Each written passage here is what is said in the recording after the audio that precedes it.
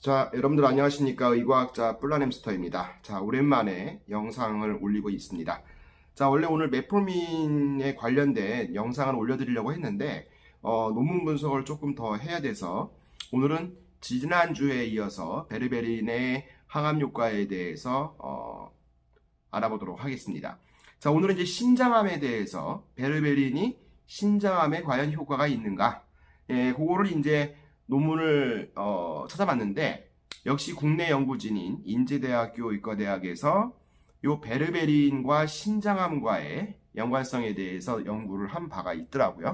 그래서 우선 신장암 세포주 동물 실험, 그러니까 세포 실험인데 신장암 세포주이라는 핵293이라는 셀라인이 있습니다. 신장암 세포주를 말하는데 자, 얘가 베르베린이 이 신장암 세포인 핵293 셀에 어떠한 기전에 의해서 암세포를 죽이는가, 그거를 이제 본 논문인데, 이 콩팥, 콩팥 암세포에 대한 효과는 상당히 많이 없어요. 그러니까 베르베린 뿐만이 아니라 어떤 다른 항암 효과를 나타내고 있는 물질도 이 간암이라든가, 뭐 대장암이라든가, 콜론 캔서라든가, 또 이런 것들은 많이 연구가 되고 있는데, 이 신장암에 대해서는 많이 연구되지가 않았습니다. 그런데 이 베르베린의 신장암에 대한 항암 효과를 규명을 한 그 논문이라고 할 수가 있고요. 이 연구에서는요, 콩팥세포의 그 암세포가 어떻게 발병을 했는가, 어떤 바이러스에 의해서 변형을 시킨 콩팥세포를 모델로 삼아서 베르베린을 투여한 후에 세포 반응을 연구를 했다. 이런 것이 되겠습니다. 자, 그래서 이 베르베린에 대한 세포 자멸사 기전을 밝히기 위해서 여러 가지 그 억제제들을 이용해 가지고 베르베린에 의해서 유도되는 세포 자멸사가 억제가 되는가, 요거를 이제 확인을 한 논문입니다. 자, 그래서 어떠한 억제제를 처리를 했느냐, 이 신호 전달, 우리가 암세포가 세포 사멸이 되는 과정을 보면 여러 가지 다양한 신호 전달 체계가 있습니다.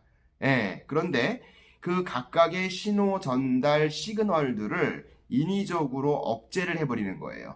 그러니까 세포 사멸이 되기 위해서 예를 들어서 A, B, C, D, E 5단계의 시그널이 있다면 암세포가 사멸하기 위해서 A, B, C, D, E라는 5가지 시그널이 감소를 해야지만은 최종적으로 암세포가 사멸한다라고 가정을 한다면 중간중간 각각의 시그널에 억제제를 처리를 하는 거예요. 그렇게 되면은 원래 감소해야 될 것이 억제를 시키니까 다시 증가할 것이고, 그렇게 되면은 세포 사멸이 이루어지지 않겠죠.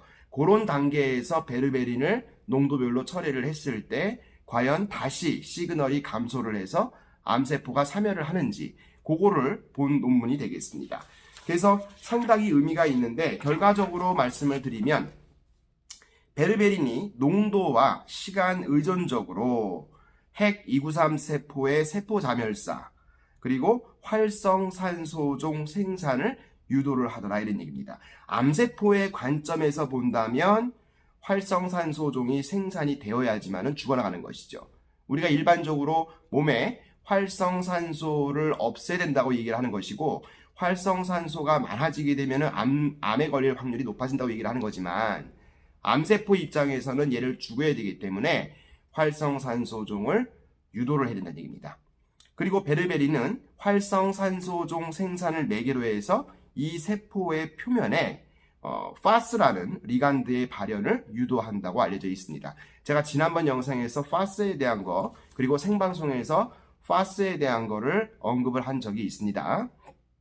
어쨌든 간에 베르베린을 투여를 했더니 농도가 증가하면 증가할수록, 그리고 투여를 한 시간이 증가하면 증가할수록 이 세포 자멸사를 일으키는 그 유전자의 발현이 증가를 하더라, 이런 얘기입니다.